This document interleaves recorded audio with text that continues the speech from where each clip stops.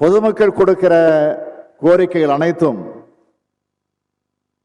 மக்களுடன் முதல்வர் இணையத்தில் பதிவேற்றம் செய்யப்படும். தொடர்புத்துறை அலுவலர்கள் சேவை வழங்குறதுக்கு தேவையான அனைத்து ஆவணங்களையும் முகாம்களிலே வாங்கி பரிசீலிப்பாங்க. எல்லா முகாம்களிலேயும் தமிழ்நாடு மின் ஆளுமை முகமை, அதன் மூலம் இ சேவை மையங்கள் அமைக்கப்படுது. பொதுமக்கள் இந்த முகாம்களை நல்ல முறையில் பயன்படுத்தி உரிய சேவைகளை பெற்று பயனடையணும்னு நான் அன்போடு கேட்டுக்கொள்ள விரும்புகிறேன். தொடர்புடைய அரசு துறை அலுவலருக்கு உங்கள் முதலமைச்சர் அன்போடு கூறிக்கொள்வது, மக்கள் அளிக்கிற ஒவ்வொரு மனுவுக்கு முடிவு காண்பது என்பதே முக்கியம் என்று நினைக்காம, விடிவு காண்பதே நோக்கம், அதுதான் உண்மை, அப்படித்தான் செயல்பட்டாகணும். அரசு மேல ஏழைகள் கொண்டிருக்கக்கூடிய நம்பிக்கைகள் வலுவடையும்.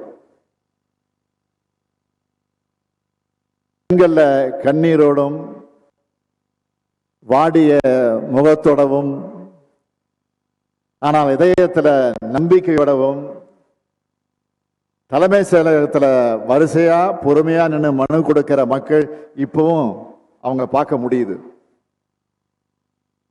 பொதுமக்கள் கோட்டையை நோக்கி இப்படி வர்றத மாவட்ட ஆட்சியர்களும் மாவட்ட அலுவலர்களும் குறைக்கணும். வட்ட அளவில் முடிய வேண்டியதை வட்ட அளவிலையும்,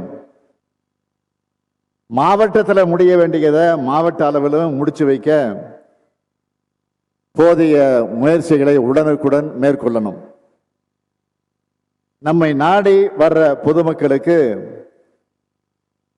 அரசின் சட்டவரைக்கு உட்பட்டு அவங்க குறைகளை களைய முழு ஈடுபாட்டோடவும் அரசு பணி அர்ப்பணிப்பு உணர்வோடும் பணியாற்ற வேண்டும்.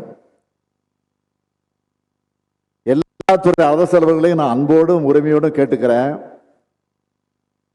மக்கள் கொடுக்கிற விண்ணப்பங்களுக்கு பதில் கொடுக்கணும் என்ற கட்டாயத்தில் டெம்பரவரியா பயனில்லாத பதில்களை கொடுக்கிறத என்னால ஏத்துக்க முடியாது. காரணம் சொல்பவர் காரியம் செய்ய மாட்டார் என்பது தமிழ் பழமொழிகளில் ஒன்று. ஏதாவது ஒரு காரணத்தை சொல்லி கோரிக்கை மனுக்களை தட்டி கழிச்சிடக்கூடாது. மக்களுக்கு நம்பிக்கை என்பது அரசாங்கம் தான். அந்த நம்பிக்கையை காப்பாற்ற வேண்டிய பொறுப்பும் கடமையும் மக்கள் சேவகர்களான நமக்குத்தான் இருக்கு.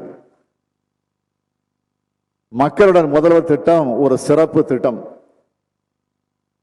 பெறப்படும் விண்ணப்பங்களை சரியா பரிசீலனை பண்ணி பயனுள்ள வகையில இறுதியான பதில்களை வழங்கணும்னு எல்லா துறை அலுவலர்களையும் மீண்டும் மீண்டும் நான் கேட்டுக்கொண்டு மக்களுடன் முதல்வர் திட்டம் முழுமையான வெற்றி பெறணும்.